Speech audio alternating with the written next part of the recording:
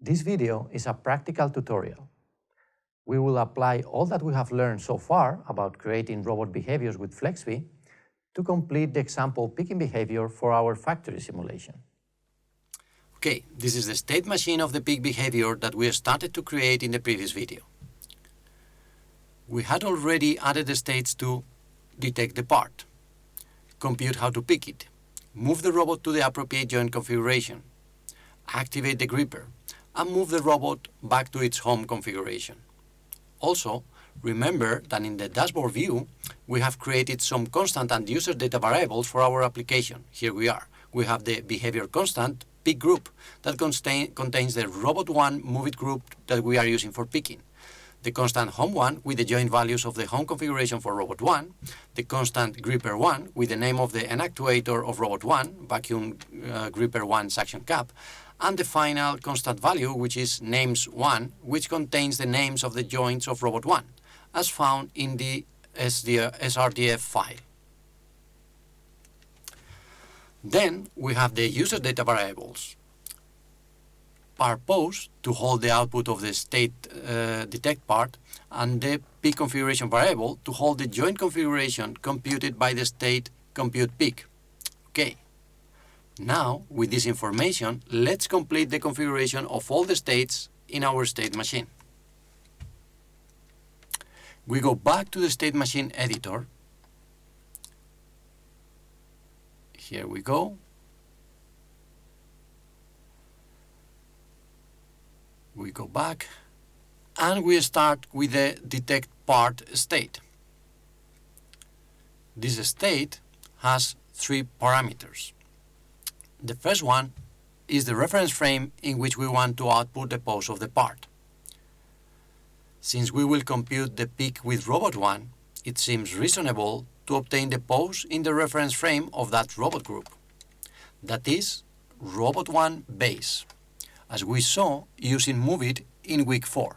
So we write it, do not forget the quotation marks to pass a literal value. Here we have it.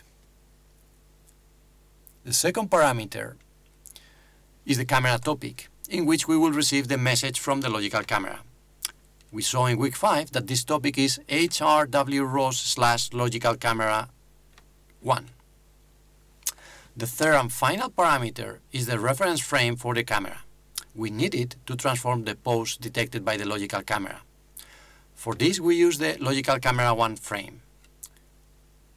Finally, the detect part state has one output key, the pose of the part. We click and the auto-completion shows us the available user data. We choose the variable we define for this, part pose. Here we have it. So let's select it and let's click on apply to save the changes. Always remember to do this when editing a state, or you will lose what you have just configured. So we apply and we close the state. The next state is compute pick configuration. We have already configured most of it in the previous video about FlexV states. We have set all the parameters needed. The group parameter is set to the constant value pick group.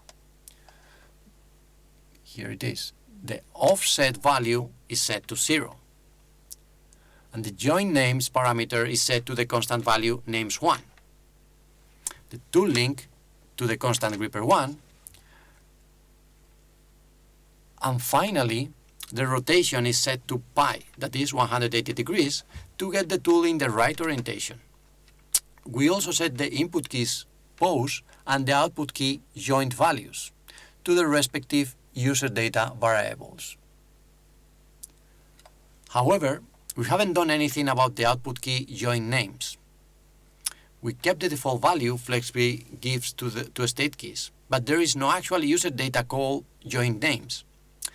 With the mouse over help, we can see that the state expects an array in this output key mapping. So let's create such a user data variable.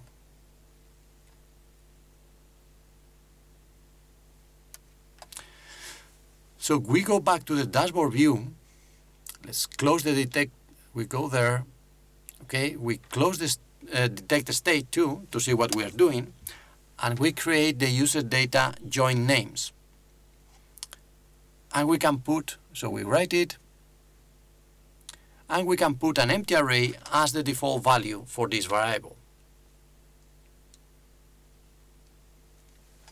Okay, now we go back to the state machine editor, open the state compute peak, go to the output key, and here we can now select the user data join names. So we select it, we apply, and we close this state again. The next state is move robot1 to peak. Here it is. So we open it. First, so the first parameter is move group. This is the group for which the state will compute the grasping configuration. We select the peak group constant that, if you remember, has the value robot1. Then the offset. For this case, we will set it to 0 again. And the tool link, which is the same as in the previous state. So we use the constant value gripper1. Here we write it. We select it. Okay. The next parameter is the action topic. In our factory simulation, this is the topic move group. You can check this by running ROS topic list when running the factory simulation and looking for the move group action topics that are listed. Okay. Now we go to the input keys. For both the joint values and the joint names, we have created user data. For the joint values input key, we assign the peak configuration variable, and for the joint names, the variable that has the same name we have that we have just created. Okay, we apply the changes and close. As you can see, configuring the states of a behavior takes some clicking and selecting, many times, in many occasions using the same variables. So this seems a bit cumbersome, but think how all the coding, passing of variables between functions, values, and assigning them to different variables, that this is saving us. That in coding is way more prone to coding errors. So FlexB is very handy in this and many other senses. Okay, we have now only 2 more states to go. Activate gripper is quite a simple state. If we open it, we see that it only has 2 parameters. The parameter enable defines whether this instance of the state activates or deactivates this action in the gripper. Since we want to activate it, we set it to true. Now, service name. Let's see what this is. It contains the topic name for the service corresponding to the gripper in robot1. Okay, if you run ROS service list when you are running the factory simulation, you will find that this service is gripper1/control. So we apply and close again. Finally, we configure the final state, move robot to home configuration. This is a move it state, same as the previous move robot1 to peak. Since we are moving the same robot using the same move group, we put the same values for the parameters. So move group is peak group.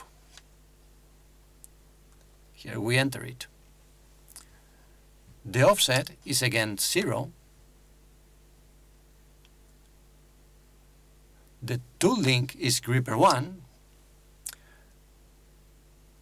And the action topic is again move group. Do not confuse the state parameter with the action topic for the move group node in our application. Sometimes different elements in our FlexB states just happen to have the same name. Okay, now we go to the input key mappings. We want to move the robot to the home position. So for the joint values, it would make sense to use the constant home1 that we have defined for the behavior. However, state keys can only have a user data variable for their value, not a constant, since they are actually meant to support values that may change during the behavior. So we cannot select our constant. But we can easily work around this problem by creating a user data that takes the constant as its default value. So we apply the current changes and go back to the dashboard. So now we create this home1 user data. Here we are. We are creating it, and we give it as default value the home1 constant. We have again the same name for different elements, but in this case it's okay because they refer to the same thing in our application, the home joint configuration of Robot1. Now we go back to the move home state, and now we can select home1 as the user data value for the input key joint values. Okay, finally, and we are almost done, the joint names. Okay, here we use the same user data with the same name in which we store the output produced by compute peak configuration. We apply the changes and save. So we select it, give the same value. Now we apply the changes and save our behavior. That's it. No errors. We have completed the configuration of our FlexB behavior. All right. We have our picking behavior ready. Now we can execute it and see some robot action in the factory. Let's see how we execute our FlexB behavior in the next video.